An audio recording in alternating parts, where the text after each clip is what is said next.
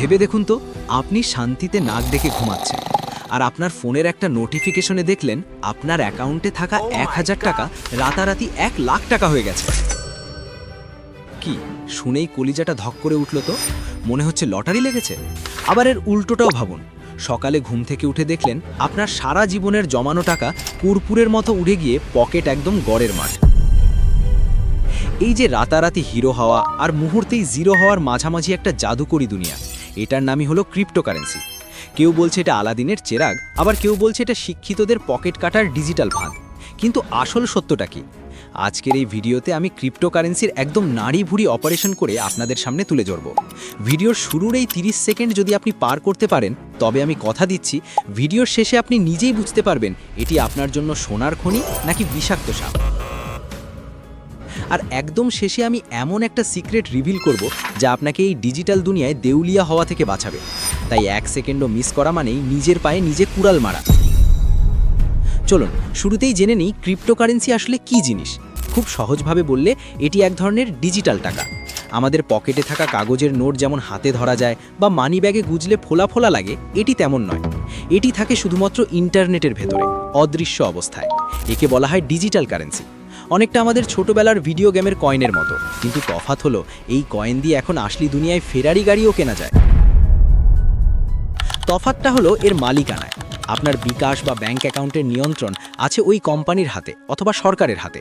সরকার চাইলে আপনার account freeze করতে পারে, কিন্তু ক্রিপ্টোকারেন্সির কোনো মালিক নেই, কোনো ব্যাংক নেই, কোনো সরকার নেই। এটি হলো জনগণের টাকা, জনগণের দ্বারা পরিচালিত। ভাবুন তো, আপনার নিজের টাকা, অথচ কোনো ব্যাংক বা পাড়ার মাস্তান এসে সেটা আটকাতে পারবে না। শুনতে একদম খিলাড়ি মুভির মতো লাগছে না? কিন্তু ভাই, ডিজিটাল দুনিয়ায় স্বাধীনতা তো পেলেন, কিন্তু সেই ডলারগুলো খরচ করবেন কিভাবে? কিংবা আপনার ট্রেডিং ক্যারিয়ারের জন্য বিদেশের কোনো দামি কোর্স বা টুলস কিনবেন কিভাবে? বর্তমানে তো আমাদের লোকাল ব্যাংক কার্ড দিয়ে ইন্টারন্যাশনাল পেমেন্ট করা মানেই এক সমুদ্র ভোগান্তি। এই সমস্যার জাদুকরী সমাধান হলো আমাদের আজকের পার্টনার রিজো। এটি একটি গ্লোবাল ডিজিটাল ব্যাংক। এখানে কয়েক মিনিটেই অ্যাকাউন্ট খুলে আমাদের দর্শকরা পেয়ে যাবেন US based digital visa card. Freelancer বা নতুন উদ্যোক্তাদের জন্য এটি সেরা মাধ্যম।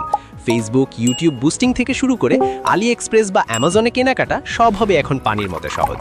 সাথে থাকছে 2% ইনস্ট্যান্ট ক্যাশব্যাক। সবথেকে বড় কথা, এখানে ডলারে টাকা সেভ করে আপনারা মুদ্রাস্ফীতিকে হার মানাতে পারবেন। আমাদের দর্শকদের জন্য আছে ধামাকা অফার। ডেসক্রিপশন বা পিন কমেন্টের লিঙ্ক থেকে অ্যাপটি নামিয়ে কার্ড নেওয়ার সময় প্রোমো কোড SAVE90 ব্যবহার করুন। পাবেন পুরো 90% ডিসকাউন্ট।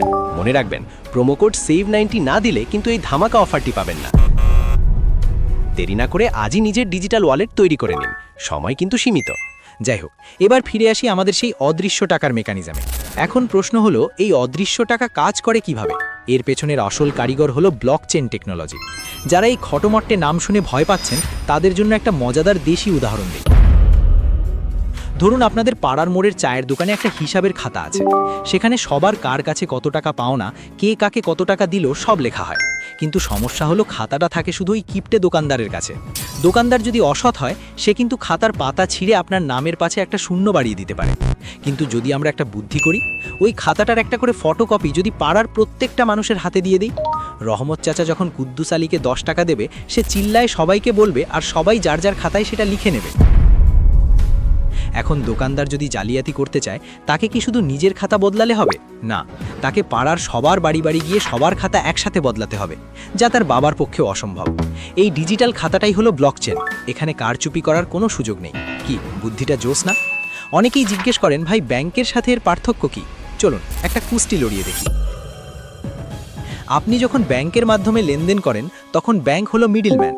ব্যাংক চাইলে আপনার লেনদেন আটকে দিতে পারে, আপনার থেকে বড় অঙ্কের চার্জ কাটতে পারে। ব্যাংক অনেকটাই খিটখিটে মুরব্বির মতো, যে আপনার সব হিসাব চেক করবে। কিন্তু ক্রিপ্টোকারেন্সি হলো পিয়ার টু পিয়ার সিস্টেম, মানে এখানে কোনো মিডলম্যান নেই। আপনি সরাসরি অন্য একজনকে টাকা পাঠাচ্ছেন। ব্যাংক যেখানে 3-4 দিন সময় নেয় বিদেশ থেকে টাকা আনতে, ক্রিপ্টো সেখানে কয়েক সেকেন্ডে কাজটা করে ফেলে। ব্যাংকের সার্ভার হ্যাক হতে পারে, কিন্তু ব্লকচেন প্রযুক্তিকে অচল করা প্রায় অসম্ভব। এখন আপনার কাছে আমার প্রশ্ন, আপনি কি আপনার টাকার নিয়ন্ত্রণ নিজের হাতে রাখতে চান, নাকি ওই খিটখিটে ব্যাংকের হাতে? কমেন্টে আপনার সৎ উত্তরটি দিন তো দেখি। এবার আসি, আপনি যদি ডিজিটাল টাকা কিনতে চান, তবে কোথায় যাবেন? এর জন্য আছে ক্রিপ্টো এক্সচেঞ্জ। সহজ বাংলায় এটি হলো ডিজিটাল টাকার কাঁচা বাজার। যেমন আমরা স্টক মার্কেটে শেয়ার কিনি, তেমনি বাইন্যান্স, কয়েনবেস বা কুকয়েনের মতো এক্সচেঞ্জগুলোতে গিয়ে আপনি টাকা দিয়ে ক্রিপ্টো কিনতে পারেন। এই এক্সচেঞ্জগুলো অনেকটা ডিজিটাল দালালের মতো কাজ করে। তারা আপনাকে একটি ডিজিটাল ওয়ালেট দেয় যেখানে আপনি আপনার কয়েনগুলো জমা রাখেন। বাজারে বর্তমানে হাজার হাজার কয়েন আছে, যেমন ডিজিটাল সোনাখ্যাত বিটকয়েন, স্মার্ট চুক্তির জন্য ইথিরিয়াম, এছাড়াও সোলানা বা বাইন্যান্স কয়েনের মতো অনেক পপুলার কয়েন। ঠিক এই জায়গাতেই একটা বিশাল বড় সতর্কবার্তা আছে। আপনি যখন মোবাইলের স্ক্রিনে গ্রাফের ওঠানামা দেখেন, তখন অনেক সময় ক্রিপ্টো আর বাইনারি ট্রেডিংকে এক গুলিয়ে ফেলেন। অনেক অ্যাপ আছে যেগুলো দেখতে হুবহু ক্রিপ্টো ট্রেডিংয়ের মতো, হলেও সেগুলো আসলে বাইনারি ট্রেডিং। এখন প্রশ্ন হলো, এটি কি বড় কোনো ডিজিটাল বাটপারি নাকি শর্টকাটে বড়লোক হওয়ার আসল রাস্তা? এই বাইনারি ট্রেডিংয়ের আসল রহস্য জানতে আর ডিজিটাল পকেটমারদের হাত থেকে বাঁচতে এখনই আই বাটনে ঝুলিয়ে দেওয়া ভিডিওটি দেখে আসতে পারেন। ওই ভিডিওটি দেখলে আপনার চোট একদম চড়কগাছ হয়ে যাবে, আর কথা দিচ্ছি কেউ আপনাকে আর বোকা বানাতে পারবে না। আপনি চাইলে এই ভিডিওটি শেষ করে ডেসক্রিপশনে উকি দিলেও সেই ভিডিওটির লিঙ্ক পেয়ে যাবেন। মনে রাখবেন, সাঁতার না জেনে সাগরে ঝাঁপ দেওয়ার চেয়ে আগে লাইফ জ্যাকেট পরা বুদ্ধিমানের কাজ। এবার চলুন ফিরে আসি মেন টপিকে। এই যে এত এত কয়েন, এগুলো তৈরি হয় কিভাবে? এই প্রক্রিয়াকে বলে মাইনিং। না ভাই, কোদাল নিয়ে মাটি খুঁড়তে হবে না।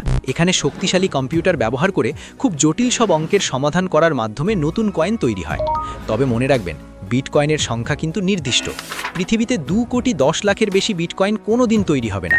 যে জিনিসের যোগান কম কিন্তু চাহিদা বেশি, তার দাম তো রকেটের মতো বাড়বে। এটা তো সাধারণ পাটিগণিতের নিয়ম।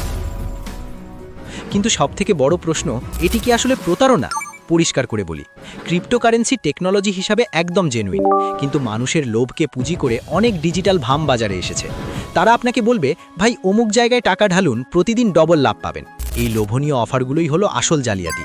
ক্রিপ্টো নিজে কোনো লাভের গ্যারান্টি দেয় না। এটি একটি ডিজিটাল অ্যাসেট। দাম বাড়লে আপনার লাভ আর কমলে আপনার লস। যদি কেউ আপনাকে নিশ্চিত লাভের লোভ দেখায়, তবে বুঝবেন ডাল মে কুছ কালা হ্যায়। গবেষণা বলছে, ক্রিপ্টো মার্কেটে যারা লস করে তাদের বেশিরভাগই অন্যের কথা শুনে বিনিয়োগ করে। তাই এটি সবার জন্য নয়, এটি তাদের জন্য যাদের হার্ট পাথরের মতো শক্ত, আর যাদের কিছু বাড়তি টাকা আছে যা লস হলেও তাদের না খেয়ে মরতে হবে না। সোজা কথা, নিজের বুদ্ধি খাটিয়ে চললে আপনি এখানে রাজা, আর অন্যের বুদ্ধিতে চললে আপনি নির্ঘাত ভিখারি। একটা বাস্তব উদাহরণ দেই। ফ্রিল্যান্সাররা এখন খুব সহজেই ইউএসডিটি বা স্টেবল কয়েনের মাধ্যমে বিদেশ থেকে পেমেন্ট নিচ্ছেন কোনো ঝামেলা ছাড়াই। বড় বড় কোম্পানি যেমন মাইক্রোসফট বা টেসলাও এখন ক্রিপ্টো গ্রহণ করছে। তার মানে এর ভবিষ্যৎ বিশাল। ভিডিওর শুরুতে বলেছিলাম একটা গোপন সিক্রেট রিভিল করব।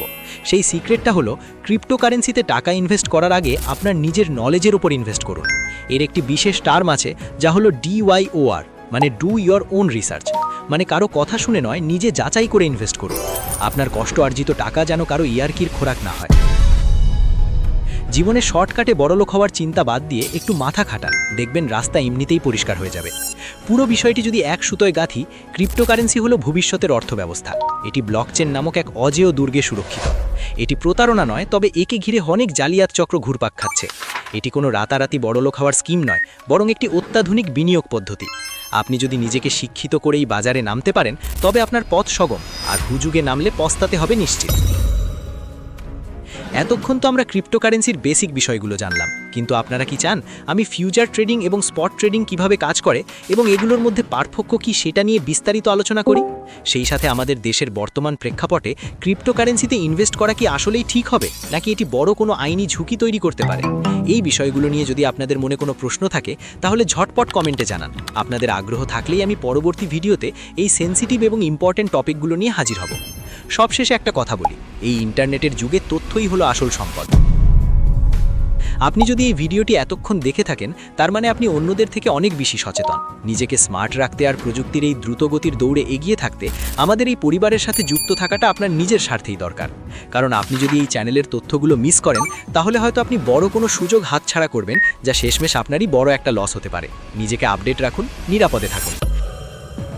আপনারা হয়তো জানেন না, আমরা সব সময় আমাদের প্রিয় দর্শকদের কথা এবং অনুরোধের উপর ভিত্তি করেই ভিডিও তৈরি করি। ঠিক যেমনটি আজকের এই ভিডিওটি বানিয়েছি আপনাদেরই একজনের বিশেষ অনুরোধে। আপনাদের এই ভালোবাসার আগ্রহই আমাদের নতুন নতুন তথ্য খোঁজার অনুপ্রেরণা যোগায়। তাই পরবর্তীতে কি দেখতে চান তা বলতে দ্বিধা করবেন না। আমাদের সাথে থাকার জন্য ধন্যবাদ। আল্লাহ হাফেজ।